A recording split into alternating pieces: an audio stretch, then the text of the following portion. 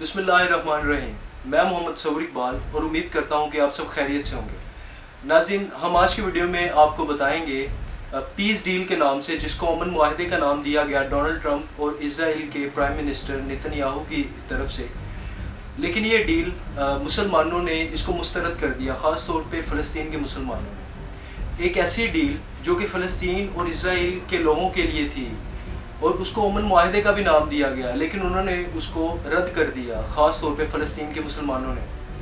लेकिन इन सब हालात के बावजूद भी इसको पीस डील का नाम क्यों दिया गया, इसकी वजूहात क्या है और इसके पीछे बैकग्राउंड क्या है, ये हम आपको बताएंगे इसी वीडियो में।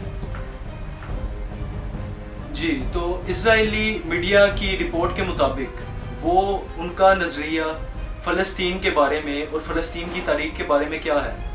उनके मुताबिक फ़लस्तीन एक मुल्क कभी था ही नहीं, बल्कि बस ये एक इलाका था, एक ख़ित्ता था जिसमें मुसलमान मेजॉरिटी में मौजूद थे। लेकिन जंग अज़ीम अव्वल के बाद जब सल्तनत उस्मानिया ख़त्म हुई तो मुसलमानों ने वहाँ से हिजरत करना शुरू कर दी और उसके बाद सीरिया, जॉर्डन और इजिप्ट, जो कि इज़राइल के हमसाया ममालिक हैं, उस तरफ जाकर बसना शुरू कर दिया।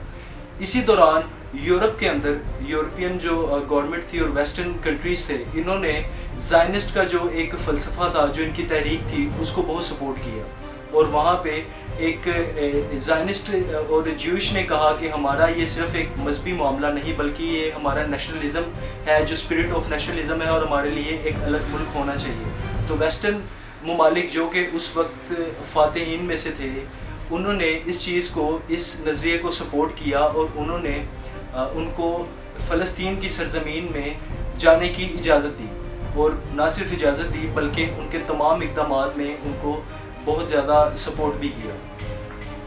अब इन सब हालात के पेश नज़र हमें जो एक चीज़ सबसे पहली जानने को मिलती है, वो ये है कि वेस्टर्न्स के लिए या ज्यूइश के लिए या जो इज़राइल है, उनकी नज़र में फ़लस्तीन एक मुल्क कभी था ही नहीं।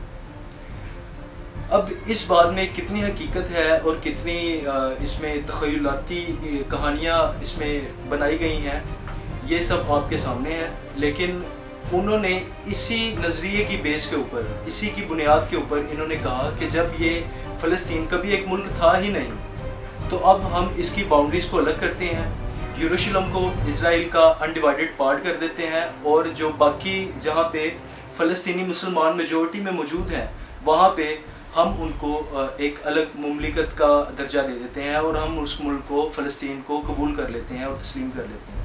लेकिन इस सब के बावजूद मुस्लिम उम्मत, जो मुस्लिम ममालिक थे दूसरे, जिसके अंदर ईरान, टर्की और पाकिस्तान सरफ़हरिस्त हैं, इन्होंने इस मुआहदे को तस्लीम नहीं किया और इसको रद्द कर दिया। बिलखसूस फ़लस्तीन के लोगों ने, फ़लस्तीन के सदर ने ये कहा। और इसके अलावा ये जो पीस डील 28 जनवरी 2020 में डोनाल्ड ट्रंप ने ज़ाहिर की, वो वाइट हाउस में बग़ैर किसी भी पैलेस्टाइनियन डेलीगेशन के बग़ैर उन्होंने ये डील की, और उन्होंने डायरेक्ट मीडिया कॉन्फ्रेंस में उन्होंने इस चीज़ का इजहार किया और अपने ख़यालात का इजहार किया।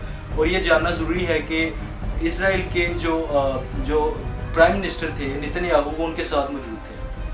अब ये जानना कतई मुश्किल नहीं है कि ये जो डील है, ये खालिस्तान इस्राइल के लोगों को और उनकी हुकूमत को ज़्यादा से ज़्यादा फेवर करने के लिए बनी है, और उन दोनों के ही दरमियान में ये एक डील है। इससे फ़लस्तीन के लोगों का ना कोई फ़ायदा है और ना उनमें इनकी राय शामिल है। तो ये जो फ़लस्तीनियों के बारे में इज़राइल का और बाकी वेस्टर्न कंट्रीज़ का जो नज़रिया है कि ये कभी पहले मुल्क था ही नहीं, तो हम अब इसको एक मुल्क की हैसियत देंगे, लेकिन हमारी मर्ज़ी की हदूद के मुताबिक।